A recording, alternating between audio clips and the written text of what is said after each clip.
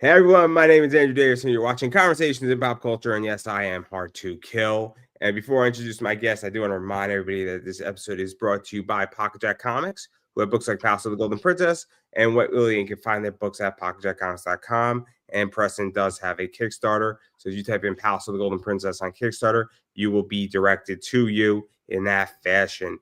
But enough about that, because I have with me comic creator Shaun Keenan. So welcome back to the show. Okay, man. It's been a while. I was saying off air. It's been a while since we've caught up, but yeah, super excited to be here.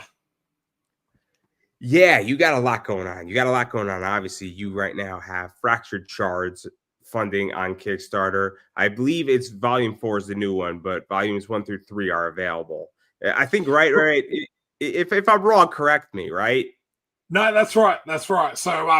So we've done this volume 4 of the series, which we're super proud to say was nominated for a Ringo Award a couple of years ago.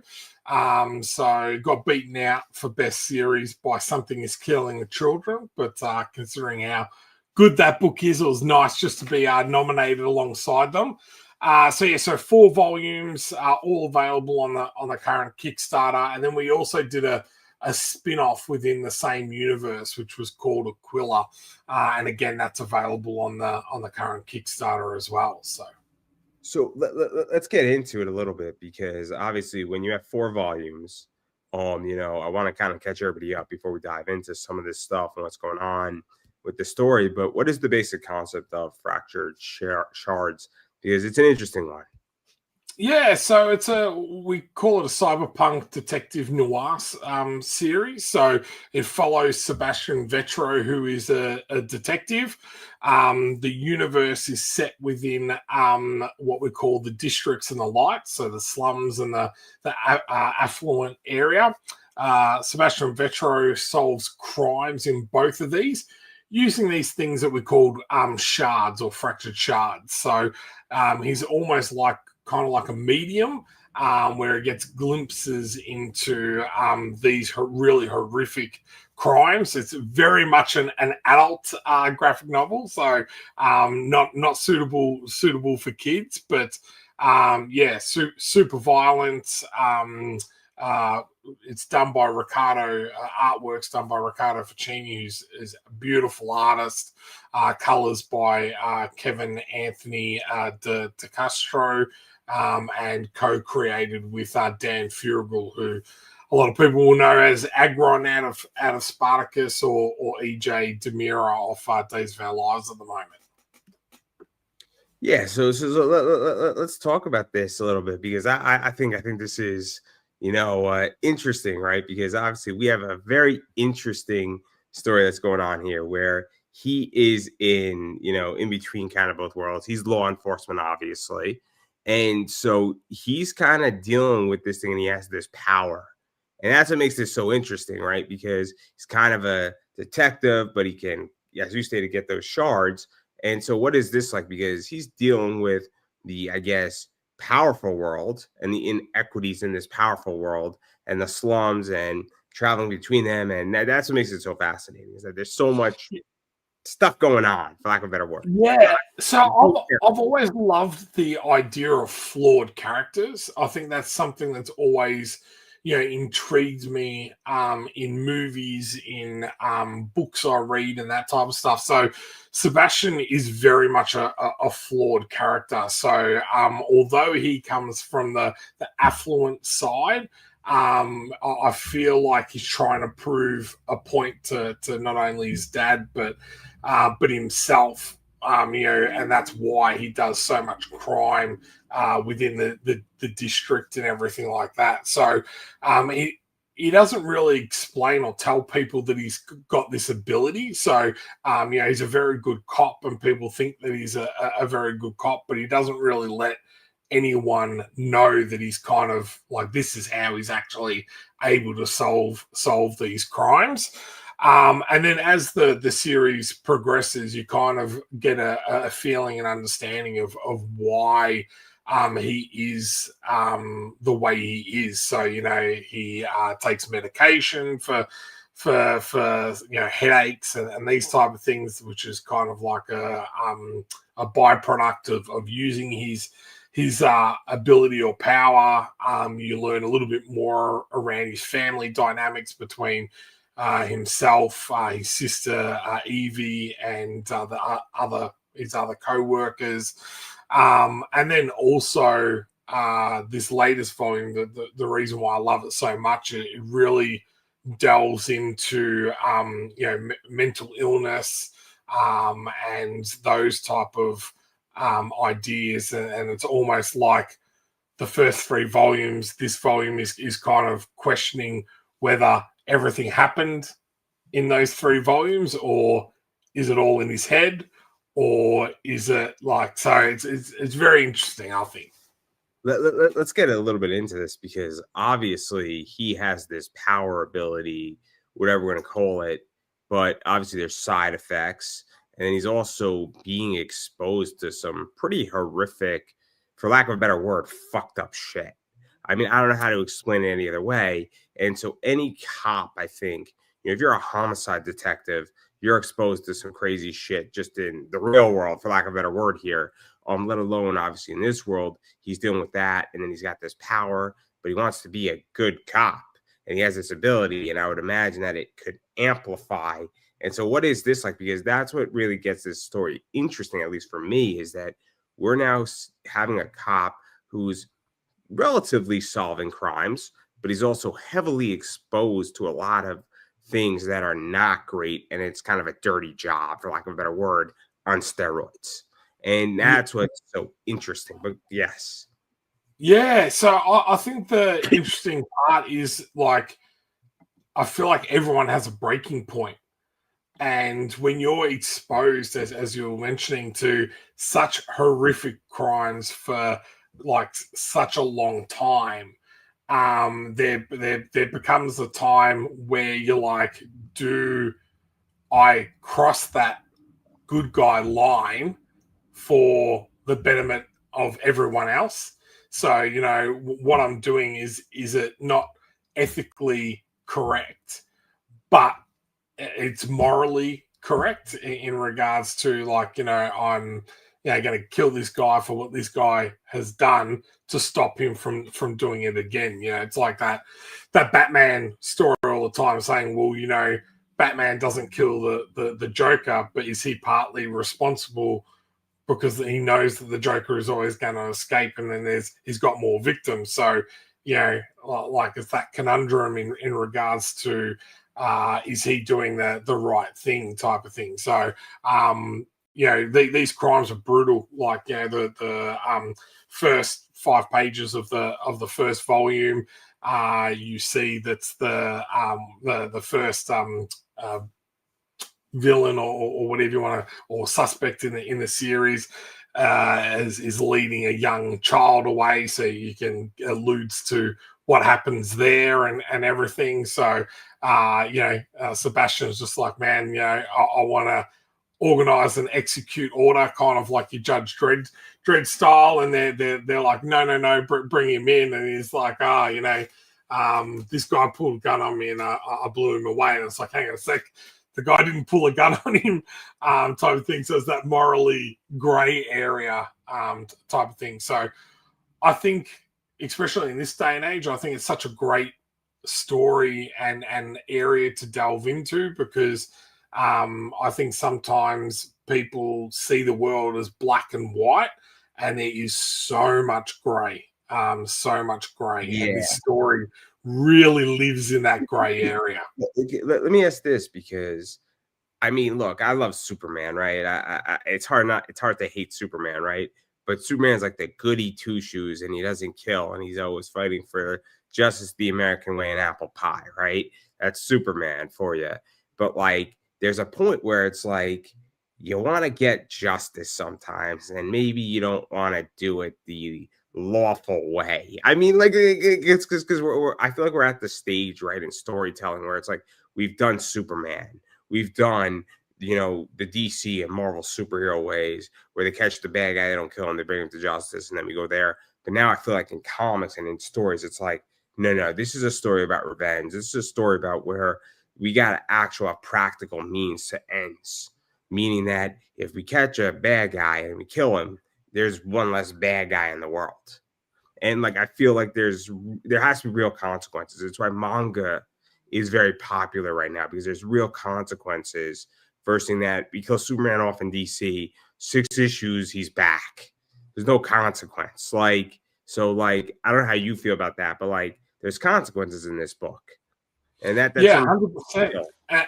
And I think this is the difference between comics that are aimed more towards kids, and now there's real uptick in adult graphic novel storytelling type of thing. So, you know, when you're selling Batman, you're trying to entice a 9 or 10-year-old. You're not really wanting to teach them that, you know, even if this person's done something bad, you know, you should kill them so that they don't do anything bad in the future. So I totally get, you know, why Superman and Batman and all them don't do that stuff. But as you just touched on, you get a little bit older, you get a little bit more cynical, I guess. You see the world for what it's like, and I want to tell a story with with what I would want to read now. And this story definitely does that. It's like, hey, you know, I am a cop. I am supposed to be the good guy, but what I'm doing, he genuinely believes he's doing what he's doing for the right reasons. Very much like Punisher. He's like, well, come on, man, you know, these guys are drug dealers, kid traffickers, all this type of stuff. You know, what am I going to do? I'm going to send them to court, feed them, you know, in prison and all that, and then they eventually get off and they're back out doing exactly what they were doing before. No, that's not going to happen in this type of universe. So, did you also feel, and I don't know, which and feel free, which I don't know it off the top of my head, when did you start this story? Like how many years ago? wow, good question. I mean, first published. First published is. You'll understand why I'm asking the question in a second. But yeah, I want to say 2020. So we're all locked up during COVID. I was launching another one of my series, and I was literally doing a live chat with Dan Furigal at the time. You know, I was doing a YouTube show and trying to bump up my numbers, and I said, "Oh, can you come on for a spot?" And someone in the chat literally put a comment and said, "Oh, Dan, would you ever think about doing a graphic novel?" And he was like, "Oh, I've kind of got this cool idea for a story." And Stephen and I were sitting in there chatting, and I was like, this kind of sounds kind of cool. And literally the stream ended, and I said, "Hey, Dan, before you go, would you literally be interested in doing that story? Like, Stephen is interested. I'm 100% interested. You know, I understand you've never done a comic or graphic novel before, but we can lead you in that space, and we'll, you know, kind of leverage your audience on getting this out there." And yeah, that's how it all started, type of thing. So because the reason why I bring this up is that there are stories that start out, you know, in year one, and they're much more friendly, and they're aimed at a 12-year-old, and then they go on for 10 years, and by the end of year 9 and 10, or even going into year 5, they become darker, and they have to, because what realizes this happened with Ruby, is that it got real dark in volume 3, volume 4, volume 5, and even when before it ended in volume 9, for a lot of reasons, but we don't have to go into that. We'll be here for hours about that. But it got darker because they realized that they're aimed at 13-year-olds that are now 16, and they're 17, or they're 18. And so, you know, you can't be telling a chibi, cute little story when somebody's 18 and maintain them as a reader. And so, like, I mean, I don't know if that's this story per se, because I don't think it is. But if you were telling this story and you started out and you aimed it at 12-year-olds, and you're going for 10 years, by the time they're 22, if you want to maintain them as readers, you got to get it a little bit darker, if that makes sense. So, like, I feel like that's why I asked the question the way I ask it, is that do you feel that it has to evolve because your audience is now 5 years older? And a lot of shit has happened in the last 5 years in the world. Yeah, this started off in a strip club, so it was never really aimed at a young audience. The very first scene was But in a you strip know what I club. So, mean, right? You know what I mean, yeah. though, in which that I am not the same as I was 5 years ago. I was less cynical 5 years ago on the Yes. world, and I was, and I'm smarter than I was 5 years ago. And And even what has happened in the world, like as much as you say, oh, yourself has changed, and that the world has changed. Like you look at what the world was like in 2019 before COVID hit, to what the world is at the moment. You know, you got stuff going on in the Middle East. You've got stuff going on the edge of Russia. You've got stuff going on in North Africa. Like I mean, it's you got Israel, Gaza. I mean, yeah, you have social unrest in many ways in the United States. I mean, you have, coups going on in crazy countries in South yeah. America. I mean, it's not a peaceful world anymore.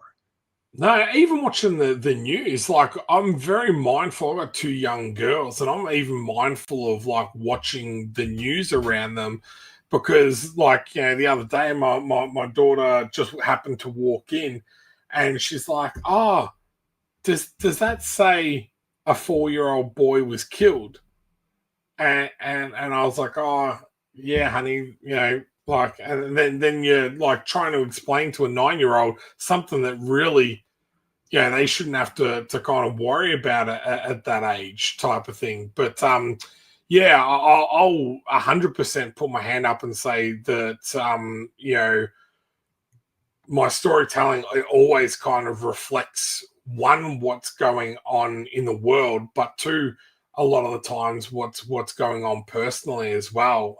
You know, I've been very open and honest that I've struggled with my mental health, and you know, had a very lean couple of years in 2023 and 2024, and you know, I'm much better now, and feel great. But this volume was written and was getting done very much during that period, and the book very much reflects like my own mental health space, what I thought about myself, what I thought about the world, and kind of from there. So I've always tried to tell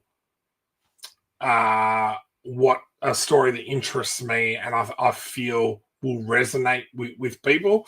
And I understand not everyone will like it, but that is the best way I feel that I can kind of create stories, is actually put a little bit of myself into that. So And then obviously, I mean, there's no depth, there's no challenge to that because I've changed, the show changes, everything changes in the world. And I feel you about having rough years, and this year has just been brutal. But that's a different discussion for a different day. But I mean, anybody who's been through 2025, nobody's had a good year in 2025. And if you have, boy, do I want to be your friend. yeah.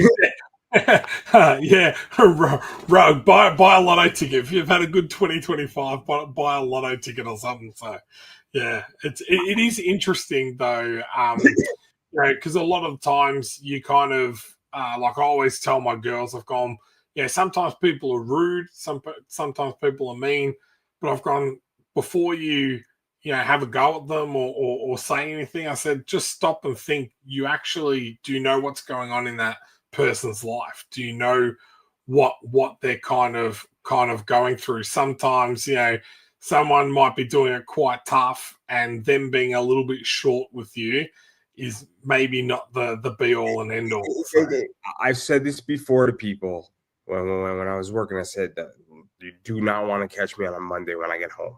My Mondays were 13, 14-hour days, and I am not the person to speak to on a Monday.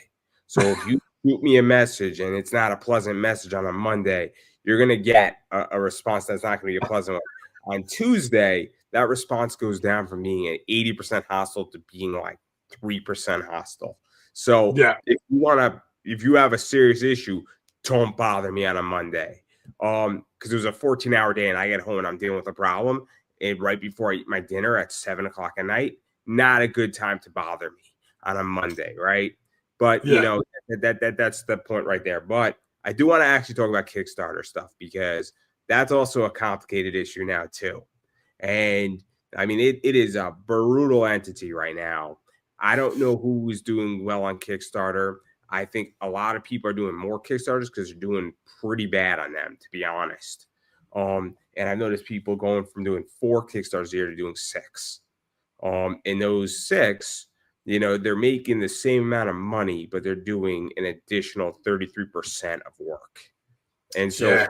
I don't know how you feel about Kickstarter where that's at, but it's just a minefield is a good way to put it. Yeah, I agree with you there. Like you talk about how things have changed over the last 5 years. I talk about crowdfunding and I talk about streaming.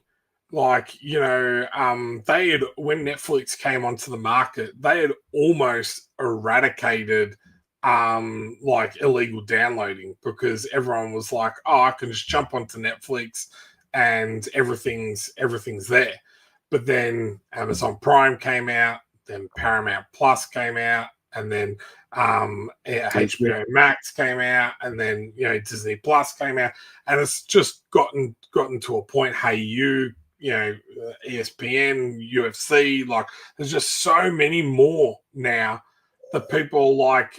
This is ridiculous. Like I'm just going to go back to downloading and torrenting the shows that I like because it's just too expensive to support everything. And I feel like that's kind of happened a little bit to crowdfunding. There used to be Kickstarter, Indiegogo, and then you would have really, your GoFundMe for your donation style or charity style of crowdfunding. And then there was Possible that was fairly big as well. But now, just in the comic space, you've got Back a Kit, Indiegogo, Kickstarter, Crowdfund My Comic, Zoop. I'm going to throw out a theory to you. And I made this theory when I ran my Kickstarter for this show that I got shit for, and people disagreed with my thesis on this. I feel in certain aspects it's pay to play right now on Kickstarter and in crowdfunding. And what is it? SWATs is the big one right now, where they've done like 200,000-300,000. I backed the campaign that was a trading card game called Oshi Push, and I like Oshi Push, and I made money on Oshi Push, because people want rare cards, and I got a bunch of them because I backed it at a good level. But like they ran a lot of ads, and I feel if you want to have a 60, 70, 100,000 campaign, you got to pay to play. And I don't know what SWATs is. I'm not going to go to SWATs or SWATs or CATs or whatever it is. I'm not going to say it's good or bad because I don't know, but it could be an average book. But they're running so much ads that everybody sees it, and then they cast a huge net, and then they get it. I mean, hopefully, you're not involved in that project, and hopefully I'm not bashing it. But the point remains the same. So I'm curious because I think that's also killing Kickstarter. I think it's killing it because it's not organic anymore. It's forced. Well, yeah, you can definitely tell that Facebook and that have actually like changed their algorithm in regards to links. So if you and I can tell you 100%, if I post a photo of the Kickstarter, even if I have a link in the description, but if I post a photo and say, hey guys, I got my Kickstarter, here are some of the rewards, and I post a couple of photos, that will get 10 times more interaction than if I just post the Kickstarter link. So I can 100% say that if you just post the Kickstarter link, it just does not get the organic reach you were talking about. So you either need to pay to play. You need to pay for ads, pay for boost posts, all those type of things, unless you've got like other forms of ways of hitting your audience. So for me, I predominantly use Facebook, but I've got an email list. And for this project, I've actually been going back to my previous campaigns and providing updates on those, saying, hey, the new one's out, as well as reaching out to people individually to say, hey, I don't know if you've seen it, because a lot of people have come back to me saying, oh, you got 4 out. What happened to 3? And I was like, oh, you didn't see 3? And they're like, oh, no, we didn't see. And it's like, I did all of this stuff and they still didn't see it. So see, I take a completely different approach where I don't really go on Facebook anymore. I'm almost exclusively on YouTube. So I just tag my videos right. I hashtag this stuff. I pick good, things. I run through, tag filters and software for tag filters. And I said, fuck the whole algorithm on Facebook. I would rather go completely YouTube and bang out shorts and just bang out content after content after content and have an abundance and not even play on that, because I can build a better business on YouTube and I can control it and they're not going to torture me. And then I could use YouTube community / posts almost like a Twitter feed and be way more effective, way more effective. I've gained 250 subscribers off of posts alone last year. So like, why would I want to be on Facebook? I just don't see the point, because I want people to watch my content. And then Facebook takes that off in 90 days. So like it defeats the purpose. So I'm almost exclusive because I just don't see that. And then my videos are just up there forever. And they act as, and then it gets replicated and duplicated on Rumble.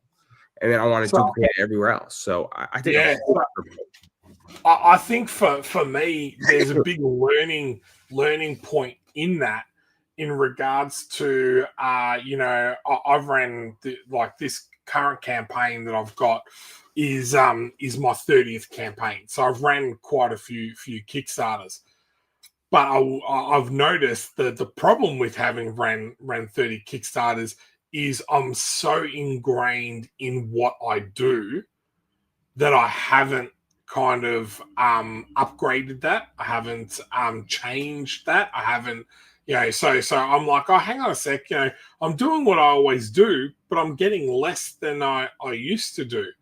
And that is because people like yourself are no longer on Facebook, or they don't use it as much. So, I need to be really mindful that I need to kind of keep expanding the way I try to reach people. I've taken the position where I will continuously adapt. I've also taken the position where I have 1,900 videos on YouTube. So I don't really care what something does today. Now, it doesn't necessarily help you today, but it helps you in the long run. Because if all of a sudden we do an interview and then over the next 3 years it does 7,000 views, that helps you. But but what I figured out is that it's just a huge amount of content being developed. So like that's my whole theory is that like but like, and then I'll adapt elsewhere. But like it's just management of time. And I also do, when I look at quarters, right? So I will go, a quarter for me is 13 weeks, but I drop it down to 12. And then in week 13, I actually look at the data. But unfortunately, you can't look at the data from quarter 1 till quarter 2. But then I adapt and I adapt and I adapt. And I've been doing that for years on YouTube. And this is how you evolve. And so it's crazy because YouTube provides you a lot of data. So I'm going to be looking at quarter 1 in 2026. And then I'm going to look at that in quarter 3. But you have to plan a quarter 1 and 2, and then you make the change in quarter 3 and 4 based on quarter 1. And I think that's the good thing, as you were saying about YouTube provides you so much data, where if you were going to do that with Facebook, you really need, again, pay to play there in that space to be able to get that data. Type of thing from a business point of view. It's crazy. It's crazy. YouTube tells you what days your viewers are watching. It tells you what time they're watching. It tells you, and I mean, you can pinpoint targets like nobody's business, and you can go deep. So if you have content coming out every day, you can train your audience to a degree. Or conversely, you can say on Wednesday they're watching at 6 in the morning, and on Tuesday they're watching at 9 a.m. in the morning, and on Wednesdays they're watching at 3:30 in the afternoon. And so you can legitimately know and pinpoint when things are coming out, and it's crazy. And I mean, you could go deep. But you got to put the effort in. But like that's the thing. And then you could also figure out demographics. You could figure out age groups. You could figure out, economic status. It's insane what you can get off of YouTube. It's awesome, and they don't take shit down like Facebook does. But again, I could give you the seminar on this because I do it and I love it and it's fascinating. But I don't want to do that because there's a lot more stuff I want to talk about. I know you got to get out of here in like 5 minutes. So obviously we covered a lot of stuff, but obviously there's a lot of rewards that I'm going to briefly mention, and that is, the regular trade paperback for Volume 4. There's the variant. Their prices seem high, but that's Australian dollars. I want to make that crystal clear. It freaked me out the first time before I looked at it. I'm like, $75 for this? What the shit? Like, it's not $75. It's if you're in the United States, it's a little less. I think it's like 50, right? Give or take. Even less, I think, because it's almost 40% off for Americans. So so $75, which gets you both covers and everything. It would be just under 50, I think. So there's that. You could probably get all the graphic novels. You can get it all digital. You get prints. You could get some other cool experiences. You can get a 15-minute one-on-one with Dan. You get an hour with Dan. I think you get a sketch cover drawn. You could design your own cover. There's a lot of stuff that could be done here. I mean, pretty much it's the whole, gambit if you want it. I think there's probably an everything package, right? Or if there isn't one and you want it, you could probably ask. I'm sure it's everything, right? Yeah, so we've got you've got all of the standard ones where you can just get the book and everything, but if you're that completist, the tier that's like about $500 that gets you all the different graphic novels, free sketches as well. But the one I love, I always love that get yourself drawn onto the cover. Like, we've got a couple of different series that we've done that with, where we've had people drawn onto the actual cover type of thing. So these two are people that we've drawn onto the cover of the 13th Labor with the main character and all that type of stuff. So that's got to be one of my favorite rewards to be able to offer people type of thing, because especially coming into Christmas, like a lot of people will do that as say like a Christmas present. So we had one guy do him and his family. He's a big wrestling fan. So we've got the main character, got him in a figure 4, and his children are behind him in the crowd, watching that. And I was like, such a cool concept for a cover, and it was something that I wouldn't have thought about. So that's the other cool thing with getting a random person saying, "Oh, can you draw this?" And I was like, yes, we can. So. No, that's great. And then obviously, I mean, there's some other stuff too, and then there's a bunch of rewards. And then I do want to give you a chance to promote yourself, even though we didn't cover a lot of stuff. I mean, I don't want to ruin the story too much because there's a lot of shit in the story. Like I don't want to break this story down and beat it like a dead horse. Like, but obviously, I do want to give you a chance to promote yourself. So where can people find the Kickstarter, back the Kickstarter, also pick up some other stuff, because you just don't have this. I mean, you have 30 campaigns, and there's a bunch of other stuff that you've done as well. So where can people find what you do? And then obviously you are in Australia, so you have a side business in Australia that's a little outside of. It's still comics, but it's not Kickstarter books, right? Yeah, definitely. So I run a small comic and graphic novel publishing business in Australia called Comics the number 2 movies. So you can find me on socials under Comics the number 2 movies, on Facebook, on Twitter, on TikTok, on Snapchat, on X, on all of those platforms. We've also got our website where you can have a look at all of our different range of comic books at www.comics2movies.com.au. And then our current Kickstarter is up at the moment. It's Fractured Shards. If you search that on Kickstarter, you'll be able to check that out. It's number 4. And then we've also got our next real big launch is going to be a very cool story called Ned Kelly Werewolf Hunter. So we're going to launch that in March, late February, early March of next year. And that's more news about that soon, but that's going to be a very cool project to do. And then we're relaunching and doing a remastered version of my very first series called the Extreme Champion Tournament. So I'm excited about that. So 2026, I feel, is going to be a really good creative year. But yeah, you can find me anywhere on socials, and as well as you can link in with me under Shaun Keenan on Facebook as well, personally, if you like to do that as well. And then obviously the link is up above, down below, to the side, wherever it appears on your screen. I'm not exactly sure, to the Kickstarter, so it's in the description, everybody. And then as far as I'm concerned, obviously I am Pop Anime Comics on the Twitter/the X, Pop Anime Comics on Instagram, Pop Anime Comics on Facebook, Pop Anime Comics on YouTube. Please subscribe. It means something. It makes my heart grow 2 sizes like the Grinch. So if you want me to be warm and fuzzy, subscribing on YouTube does help. And then furthermore, I might have already said it, but TikTok is Pop Anime Comics. I run a card show called Big Boy Card Collecting on YouTube, where I just open up cards and I have a good time. And it's a very low stakes show. We have a lot of fun on that show, and I pull some cool stuff a lot.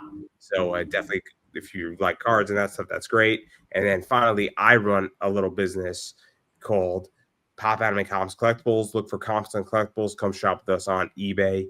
And I do have stuff like this in my store.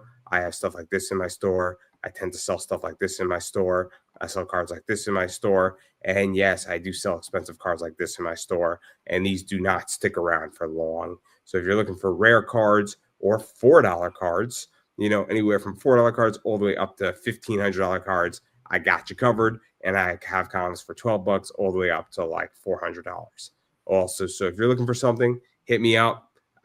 If you don't see it in my store, shoot me a message. If I have it, I'll list it. If I don't have it, it might not exist. If it doesn't exist, I'll tell you. And if it does exist and I don't have it, I do know a lot of people who probably will have it, and I'm more than happy to hook you up and send you in the right direction so that you get the stuff you want, because I'm a collector just like everybody else is. So that's all my stuff. Pop Anime Comics. Just type that in. You'll find me. And if you can't find me, again, any of those socials will get you to where you need to go on my shit. So there you go right there. And I'm going to give you the final word before I let you get out of here. Well, I tell you what, I'm going to do something totally different. You talk about cards. My nephew plays the elite sport here in Australia called Australian Rules Football. And the other day, I was able to secure. He actually played his first game, even though he's the youngest kid in the league. Or I should say young man. I should say kid. But I was like, I'll end on the note saying here are his debutante cards.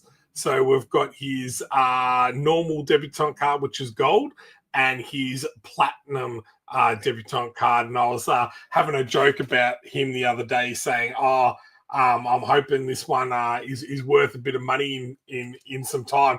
And we saw it on eBay the other day. It was about $300 type of thing. So, but thank you so much for having me. I enjoyed talking to you as always, and hopefully it's not as long next time. So yeah. And I don't think we could have ended any better, everybody. And that is a wrap.